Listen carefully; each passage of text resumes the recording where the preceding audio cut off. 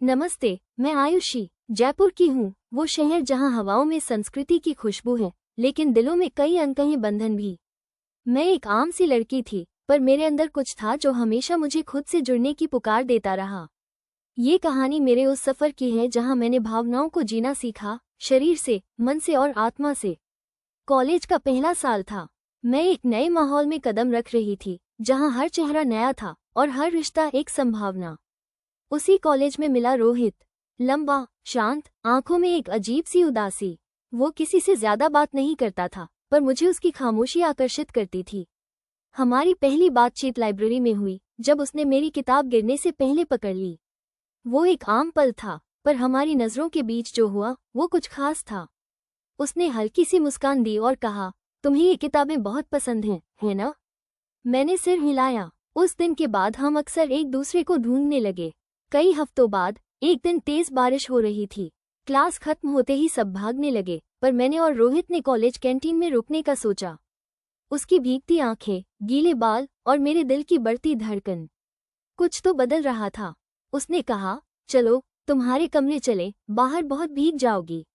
मैंने हामी भर दी। कमरे में आते ही मैंने उसे तौलिया दिया और खुद बदलने अंदर चली गई।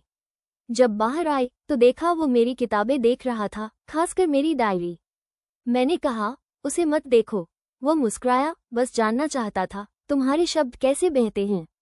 उसकी आवाज में एक सच्चाई थी। हमने चाय बनाई। वो पल धीमे धीमे घुलने लगा। चाय की गर्मी, हमारी नजदीकियां और फिर एक लंबी चुप्पी। मैंने अपना हाथ उसकी ओर बढ़ाया। उसने मेरा हाथ पकड़ा, उंगलियां अपनी उंगलियों में उलझा दी। वो स्पर्श मेरे लिए नया था, संकोच और सुकून का मिश्रण। मैंने कहा, रोहित, मैं तुम्हारे करीब आना चाहती हूँ, लेकिन सिर्फ शरीर से नहीं। मैं चाहती हूँ कि तुम मुझे समझो, स्वीकारो और मेरे साथ महसूस करो। उसने मेरी ठुड्डी को अपने हाथों में थामा, धीरे से आंखों में झांका और कहा, आयुषी, तुम्हारी हिम्मत मुझे हर बार और भी गहराई से तुम्हारे करीब लाती है। हम पास आए। उसकी सांसें मेरी गर्दन से टकराने लगीं। मेरे होठों ने उसके कॉलर की भीगी रेखा को छुआ। वो धीमे धीमे मुझे अपनी बाहों में समेटता गया। वो कोई जल्दबाजी नहीं थी, न कोई आवेग, बस एक सुंदर मिलन था, धैर्य से, सम्मान से। हम दोनों धीरे धीरे बिस्तर की ओर बढ़े। उसने मेरी आंखों से अनुमति मांगी। मैंने हल्की सी मुस्कान के साथ सिर हिला दिया। उसने मेरी चुन्नी एक कोने में रखी और मेरी पीठ पर अपनी उंगलियों की नर्म लकीरें छोड़ी। मेरे शरीर की हर थकावट जैसे पिघलने लगी। उसकी छुअन में कोई जल्दबाजी नहीं थी, बस सुकून और गहराई। मैंने उसकी शर्ट के बटन एक एक कर खोले, उसके सीने पर मेरा हाथ रखा और महसूस किया कि उसका दिल मेरे दिल की धड़कनों से मेल खा रहा था।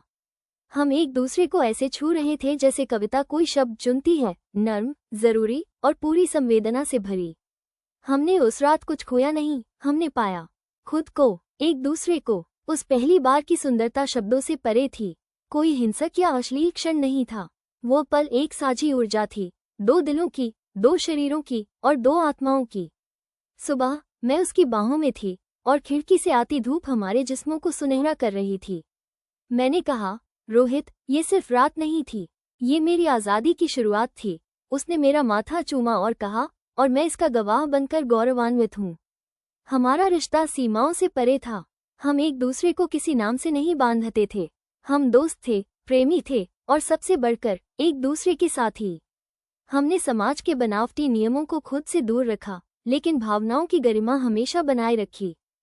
कभी कभी हम लाइब्रेरी में साथ पढ़ते, हाथों का कोमल स्पर्श सब कुछ कह जाता। कभी बारिश में छत पर नाचते, कभी एक दूसरे की आंखों में खुद को ढूंढते। हर दिन हम एक नया हम डरते। एक बार मैंने उससे पूछा, अगर मैं कुछ भी बनना चाहूं तो तुम क्या चाहोगे? उसने जवाब दिया, मैं चाहूंगा कि तुम खुद बनो, बिना किसी डर के। उसने मुझे सिखाया कि शारीरिक इच्छाएं भी उतनी ही स्वाभाविक हैं जितनी भावनाएं, लेकिन इन्हें जीने के लिए सहमति, समझ और परिपक्वता जरूरी है। मुझे कभी कोई अपराधबोध नहीं हुआ, क्योंकि हमने एक दूसरे को कभी वस्तु की तरह नहीं देखा। हर स्पर्श, हर चुंबन, हर मिलन बस एक एहसास था, पूरा, स्वच्छ और मानवीय। मेरे लिए यह आत्म साक्षात्कार था। पहली बार मुझे लगा कि मैं अपनी कहानी की लेखिका हूँ।